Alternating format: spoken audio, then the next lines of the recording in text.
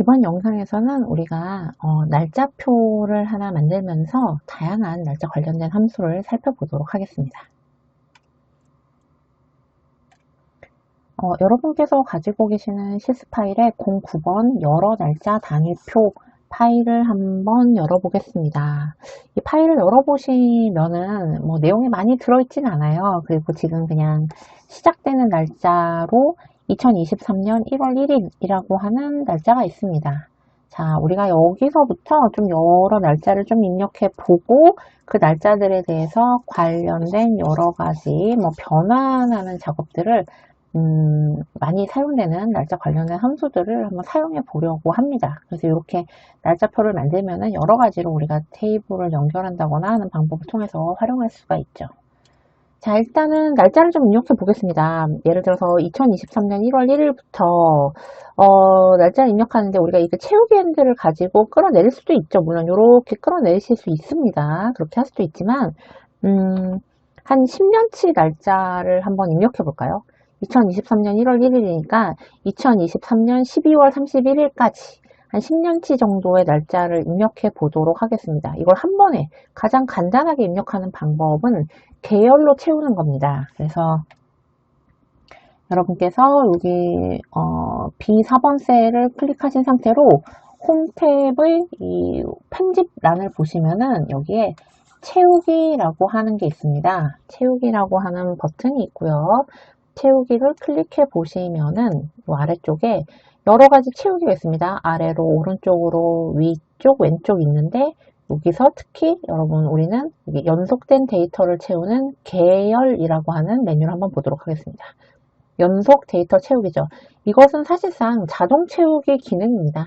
계열을 가지고 자동 채우기 하는 그런 기능이에요. 그래서 계열 선택하시면은 지금 보시는 것처럼 연속된 데이터를 채운다라고 하는 것을 보실 수가 있으세요. 자, 조건을 일단 입력해 볼까요?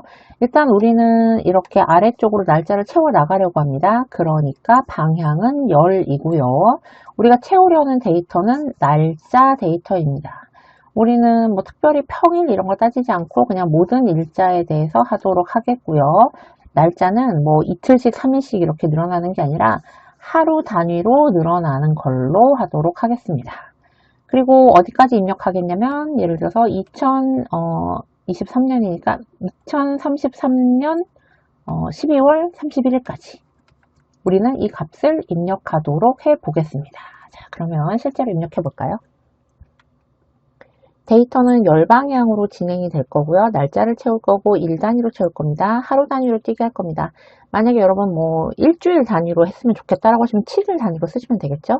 그리고 저는 2033년 12월 31일까지 이렇게 2033년 12월 31일까지 날짜를 채우도록 하겠습니다. 확인하시면은 데이터가 차는 걸 볼 수 있죠. 제일 끝으로 만약에 내려가 보시면 우리가 원했던 대로 2033년 12월 31일까지 이렇게 10년치? 11년치네요. 이렇게 데이터가 차는 것을 볼 수가 있습니다. 평일로 한다거나 아니면 특정 간격으로 날짜를 채운다거나 하실 때 가장 간단하게 기본적으로 날짜를 만드실 수 있는 어떤 방법이 지금 보시는 채우기다 라고 생각하시면 되겠습니다. 이것은 자동 채우기와 같은 겁니다. 자, 그러면 우리가 이 상태로 한번 옆에 있는 것들을 하나하나 함수를 이용해서 해볼까요? 지금 우리가 대상이 되는 데이터가 있습니다. 이 날짜로부터 연도를 추출하고 싶습니다. 그럼 이때는 연도를 추출하겠다라고 하시면 이어 함수를 쓰게 되죠. 이어 함수를 쓰면 우리가 연도 정보를 얼마든지 쉽게 추출할 수 있죠. 같이 입력해 보실까요? 연도는 이어, 네, Y까지만 하셔도 이어 나오고요. 1900에서 9999 사이의 정수로 일정 날짜의 연도를 구한다. 탭키를 누르시고 날짜를 선택하셔서 괄호 닫고 엔터를 치시면 2023년이다 라고 하는 정보를 얻을 수 있죠. 마찬가지로 이 날짜에서 중간에 있는 연도만 월만 추출할 수도 있고 일자 정보만 추출할 수도 있습니다. 월만 추출할 수도 있고 일만 추출할 수도 있죠. 우리가 이것은 month와 day라고 하는 함수를 이용해서 할 수가 있죠. 자, 가장 많이 사용되는 거죠. year, month, day. month를 선택하시면 1월에서 12월 사이의 숫자로 해당 월을 구합니다. 날짜를 선택해 주시면 각각 1월달이다 라는 거 확인하실 수 있으시고요. 이 일자를 구하겠다라고 하시면 데이 선택하시면은 시리얼 넘버 나오네요. 날짜 인수를 넣어주시고 엔터 치시면은 1일부터 1, 2, 3, 4, 5, 6, 7, 8, 9, 10, 11 이렇게 해당하는 날짜를 우리가 얻을 수가 있습니다. 자, 그러면 이제 여기까지는 사실 우리가 정말 많이 사용하는 함수예요. 정말 많이 사용하는 함수인데 간혹 가다가 우리가 다른 형태로 이 날짜라는 정보를 가지고 조금 다른 형태로 정리하기도 합니다. 예를 들면 상반기냐 하반기냐 1분기, 2분기, 3분기, 4분기 1년 52주 중에서 몇 주 차인가 요일이 어떻게 되는가 그 요일을 숫자로 표현한다면 어떻게 표현할 수 있는가 뭐 주말인가 평일인가 뭐 이런 부분들이 있죠. 이런 것들도 한번 만들어 보도록 하겠습니다. 일단 상반기인가 하반기인가 라고 하는 것을 우리가 만들 수 있을 텐데요. 상반기 하반기라고 하는 것은 아주 간단하죠. 우리가 어떤 날짜를 가지고 있을 때 날짜에는 월 정보가 있고요.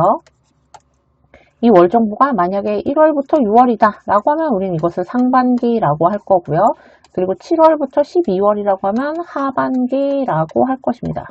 아주 간단하게 if 함수를 써서 7보다 작다면 상반기, 아니라면 하반기라고 우리가 굉장히 간단하게 표현해 줄 수가 있죠. 자, 그럼 실제로 그렇게 입력해 보도록 하겠습니다. 만약에 이 월이라고 하는 정보가 여기서 선택하셔도 좋습니다. 월에서 선택하셔도 좋고요. 대신 이렇게 하실 수도 있죠. month 함수를 쓰셔서 날짜를 입력하고 이렇게 우리가 월 정보를 받아온 것처럼 하셔도 괜찮습니다. 그래서 이러한 이 월 정보가 이것이 만약에 이것이 7보다 크다면 이것은 이제 월이 7보다 큰 거니까요. 그것은 하반기라고 할 수 있고요. 아니라면 이제 7보다 작은 거니까 그때는 상반기라고 표현할 수가 있겠죠. 엔터를 치시면 이것이 상반기인가 하반기인가 라고 하는 것을 우리가 생각할 수가 있습니다. month 함수를 여기다 함수의 인수로 if 조건을 걸 때 함수의 인수로 쓰셔도 괜찮고요. 월 정보를 계산한 게 있기 때문에 이걸 활용해도 괜찮겠습니다. 네. 이렇게 논리적인 조건에 의해서 구할 수가 있죠. if 함수 역시 우리가 정말 많이 다루는 함수 중에 하나인 거고요. 그 sum 함수와 if 함수 정말 많이 사용하잖아요. 그래서 지금 보시는 것처럼 논리적인 조건에 의해서 if 한 다음에 논리적인 조건을 따지게 되고요. 만약에 이것이 참이라면 뭐라고 할 것이고 거짓이라면 어떻게 할 것인가 라고 하는 형태로 함수를 작성하게 됩니다. 이 if 함수를 이렇게 사용하게 되죠. 자, 그럼 분기를 한번 입력해 볼게요. 분기는 1, 2, 3, 4 분기가 되는 거잖아요. 그러면 1년은 1월부터 1, 2, 3, 4, 5, 6, 7, 8, 9, 10, 11, 12 12달이 있습니다. 우리가 이 상반기, 하반기를 했던 방법 그대로 작성하실 수도 있으세요. 만약에 어떤 월 정보가 4보다 작다면 뭐 1분기, 그런데 7보다 작다면 2분기, 10월보다 작다면 3분기라고 if 함수를 중첩시켜서 쓰실 수도 있으세요. 근데 우리는 조금 다른 방법으로 한번 만들어 보도록 하겠습니다. 이러한 방법도 유용한 방법이고 이렇게 만드는 것도 얼마든지 가능하다라고 하는 걸 일단 말씀을 드리고요. 우리는 그 분기 정보를 찾기 위해서 조금 다른 함수를 써보겠습니다. 엑셀에서 굉장히 많이 사용되는 함수 중에 하나로 choose라고 하는 함수가 있습니다. 선택하는 함수인데요. choose라는 함수가 있어요. 그래서 어떠한 번호 예를 들어서 번호가 있다 라고 하면 이 번호가 특정 어떤 배열이 있을 때 이 배열에서 내가 원하는 번호 몇 번째 값이냐라고 하는 거. 예를 들어서 제가 여기 세 번째 3이라고 입력하면 어떤 배열에서 세 번째에 있는 값이 무엇인가를 찾아서 제시를 해주는 함수가 바로 choose 함수입니다. 이걸 이용해 갖고 한번 분기를 아주 간단하게 적어 보겠습니다. 자, 보시면 기본적으로 일단 이렇게 해볼게요. 자, 일단 choose 함수를 먼저 써보겠습니다. choose, 네.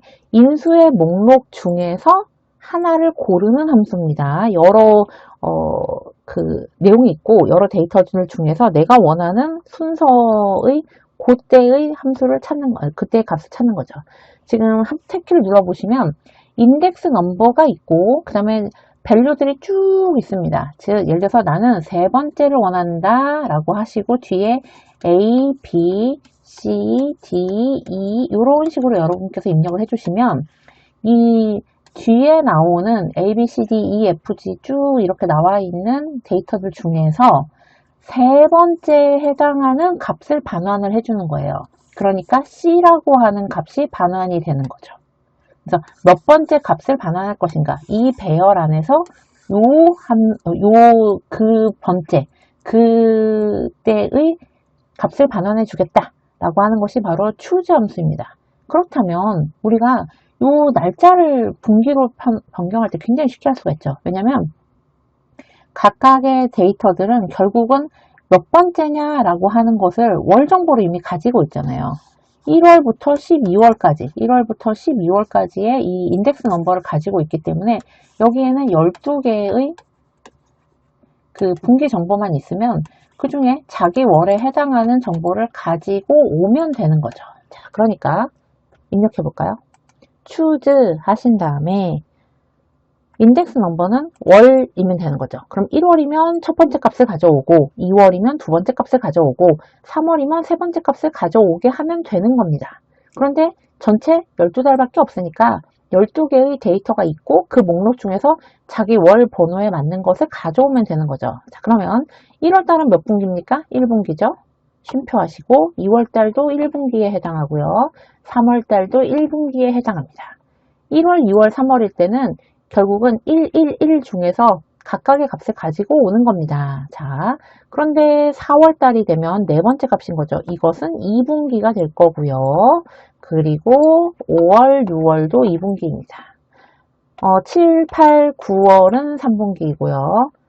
10, 11, 12월은 4분기다. 라고 이렇게 12개의 인수를 입력해 주시고 엔터를 치시면 지금 보시는 것처럼 12개의 인수에 대해서 각각의 월은 몇 분기에 해당하는가를 목록을 만드셔서 월 번호랑 매칭해서 분기 정보를 가지고 오실 수가 있죠. 예를 들어서 월이 조금 많이 내려가게 되면 월이 좀 많이 내려가서 12월로 해볼까요? 맨 끝에 12월로 가보시면 12월 같은 경우는 12월 달이기 때문에 4분기다 라고 되는 것을 보실 수가 있죠. 이렇게 12월이면 4분기. choose 함수를 이용해서 우리가 어떠한 인수 목록에서 우리가 원하는 순서에 해당하는 그 넘버에 해당하는 데이터를 가져오는 것들을 쓰실 수가 있습니다. 굉장히 많이 사용이 돼요. 많이 사용이 됩니다. 그래서 우리가 뭔가를 매칭하는 표를 만드는데 표를 만들어서 뭔가 가지고 오는 것에 뭐 VLOOKUP이라든가 인덱스 매치라든가 이런 걸 쓰시기도 하지만 내가 원하는 것을 아주 간단한 목록에서 데이터를 갖고 오겠다. 지금 보시는 것처럼 할 경우에는 이것을 좀 간소화하는 choose 함수도 이러한 방식으로 많이 사용한다라고 하는 사용법 익혀두시면 또 편리하게 쓰실 수 있는 부분들이 많이 있다라는 겁니다.